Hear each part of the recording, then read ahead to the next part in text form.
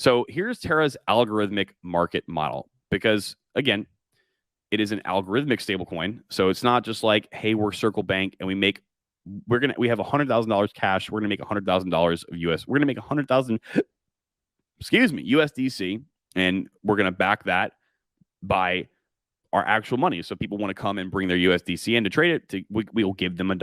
We'll give them $1 for each USDC. This is an algorithm that does this, not like Circle, like USDC, like we just talked about. Okay, Terra's UST was an algorithm. And how does it work?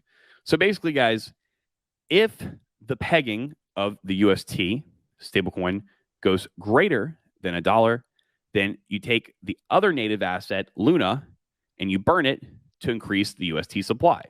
Basic supply and demand, the more UST is in circulation, the price will go down, and it'll keep it at $1. And then the inverse. So if it's less than $1, you're going to burn UST and mint Luna. Because the difference between Luna and another smart contract capable blockchain, for example, Ethereum, is that Ethereum has one native asset that powers it, Ethereum, right? Luna, or Terra blockchain, it had two native assets that powered it, both Luna and UST. You could use both Luna and UST to pay for fees on the chain, and hence it takes UST to make Luna, it takes Luna to make UST. They're interchangeable, okay? So this algorithm, my friends, is how that worked. And keep in mind, it's being propped up with algorithm and software. And on top of that, guys, they happen to have a balance of Bitcoin of which they could use to sell, to get capital to buy up UST if the price did go too low, which we saw that happen. And lo and behold, no surprise, that ended up making the situation worse, because if you guys don't know, Bitcoin is the king daddy of the crypto market. And if Bitcoin goes down, because a large amount of it is sold,